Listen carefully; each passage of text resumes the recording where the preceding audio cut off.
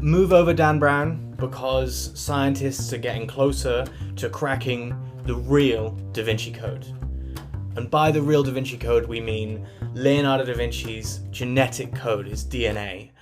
A new family tree, pieced together by two Italian art historians, has revealed that Da Vinci has 14 living male descendants.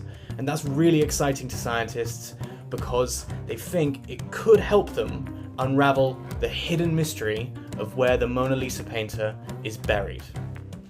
Leonardo da Vinci was pretty much the definition of a multi-talented guy, a Renaissance man. He was an inventor, an anatomist, a scientist, an architect, as well as being one of the greatest painters of the Italian Renaissance. He was no slouch. And alongside being really talented, also came loads of peculiar personality quirks. He would fill his notebooks with these fanciful drawings of precursors to tanks and to flying machines and helicopters, as well as really detailed drawings of human anatomy. The Vitruvian Man is a really famous example of this. It's a human male with his arms and legs and a few other things splayed out and sketched in elaborate detail. And alongside capturing all of these details and these inventions and these drawings, he would make notes alongside, above and below them and in the margins, in mirrored writing. It would be writing that was back to front and written in his own shorthand so that none of his contemporaries could steal his ideas. Despite Da Vinci being this really famous guy during his time, and that fame only having really grown in the centuries after that, it's actually really hard to reconstruct his family tree. And there's two big reasons for that. Firstly, he was born out of wedlock.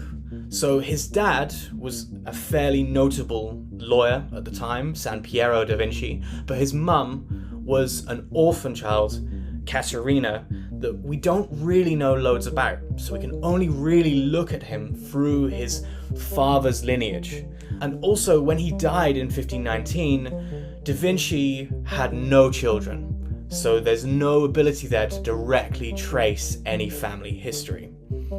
Despite having no children, he did have 22 half-brothers on his dad's side, and it's from looking at historical documents and tracing their ancestry and looking at their descendants that the art historians were able to find the 14 living descendants of Da Vinci, and they did that by looking across 690 years and 21 generations.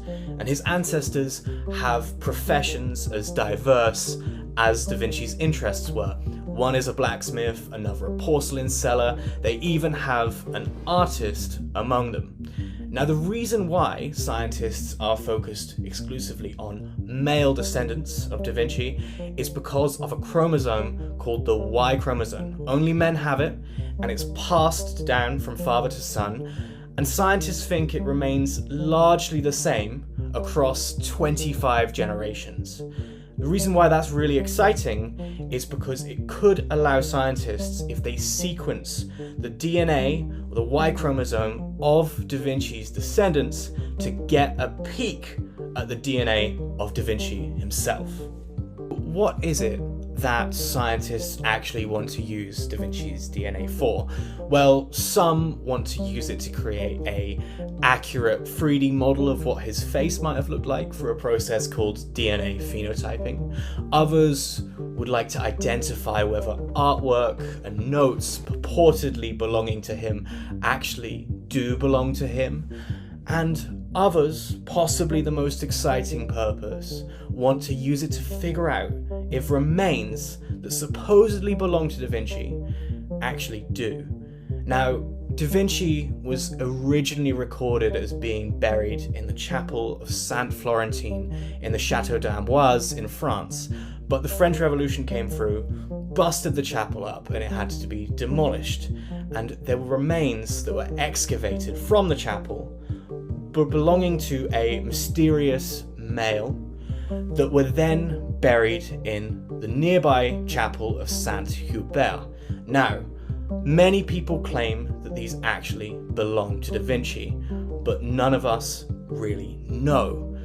And so, if they were able to match the DNA taken from his descendants, discovered through this new family tree, and compare it with the DNA found in the remains underneath Saint-Hubert, maybe they might actually find the real Da Vinci and finally crack the mystery of the true Da Vinci Code once and for all.